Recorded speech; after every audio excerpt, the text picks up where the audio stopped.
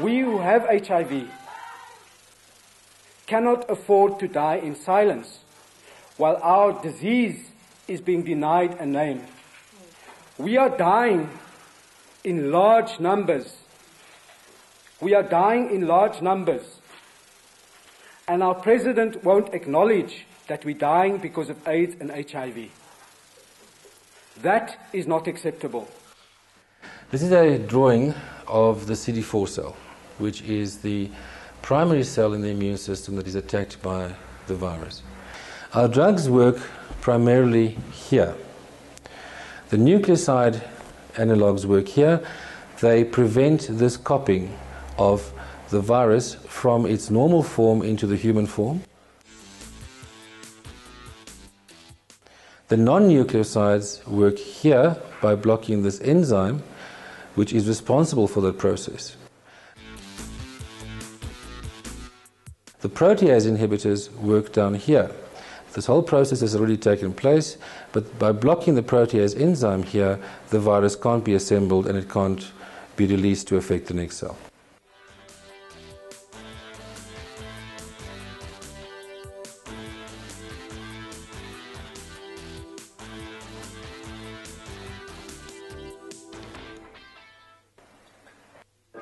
For one specific disease, AIDS, there's so much of a difference in between what's happening in the north and what's happening in countries like this one. In my country, AIDS became a chronic disease, a bit like TB. I mean, you can give a treatment. It's annoying still because you need to take your pills, but it's a chronic disease. Here, to be identified as positive means a death sentence. This epidemic is going to change the face of Africa permanently. The economics, the cultures, the political leaderships, the whole face is going to change when we're talking about 20%, 30% of the population dying. Nobody has properly costed out what not treating employees can do to their companies. The fact that employees will get sick, that they'll absentee themselves, that their productivity will decline, that ultimately they will die and they will be replaced by novices, some of whom may well be HIV positive, and you're not allowed to pre-employment test. Those novices who are HIV positive will actually die before their apprenticeship program ends. Well, there's a large possibility, and therefore you get into a very quick cycle of replacing employees. I was talking to another chap and he was telling me a story. He's a student at UCT. He comes from one of the countries which is endemic.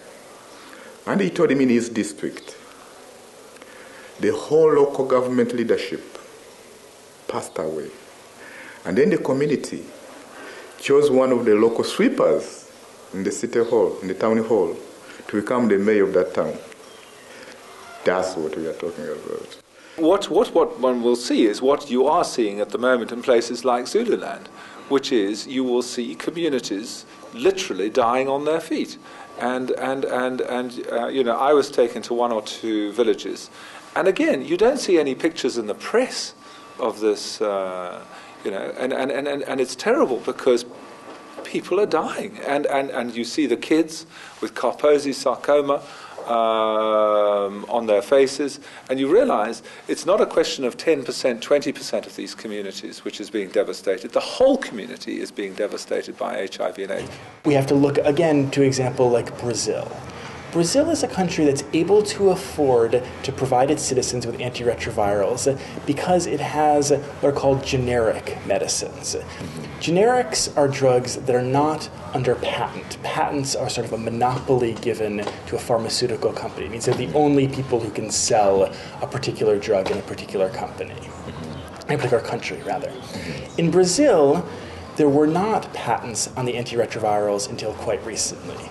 As a result, a lot of different companies, and in fact the state laboratories as well, produced antiretrovirals. This created a situation of competition between the generic manufacturers, and that reduced the prices very effectively. Over the past 5 years in Brazil, prices of generic antiretrovirals have fallen by almost 80%. And there are those drugs available. They've been used in Thailand fairly successfully.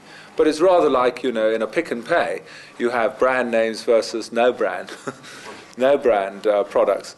And as I said, the problem is with generics is I believe that there is less quality control than there is for the brand names.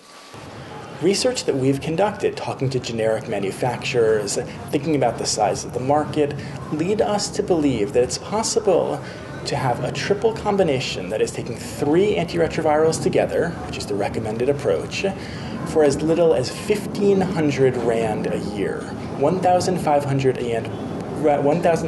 Rand per year, much cheaper than what's currently available.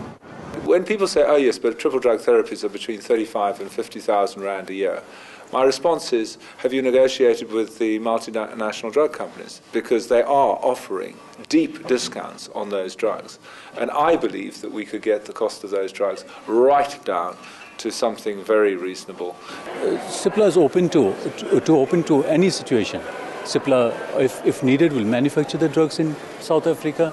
If it is advantageous to manufacture them in India, it will do so. The focus will be on the quality. If Cipla can assure quality. Cipla does not have manufacturing plants in South Africa. But if it's important for South African authorities that the drugs are approved, manufactured in South Africa, Cipla will do so. The government's got a hard problem here. They've got to balance their budget, and therefore they're going to have to take money from somewhere else in order to fund the weapons to be used in the HIV war, i.e. things like triple drug therapies, but equally double drug therapies and maybe other treatments as well. So they're going to have to find a way of rationalizing their budget, and that could take time. But my view is very simple, that the government must actually treat this like a war and in fact do what it would do in a normal war, which is precisely reallocate resources from other departments to the department which is responsible for providing these treatments.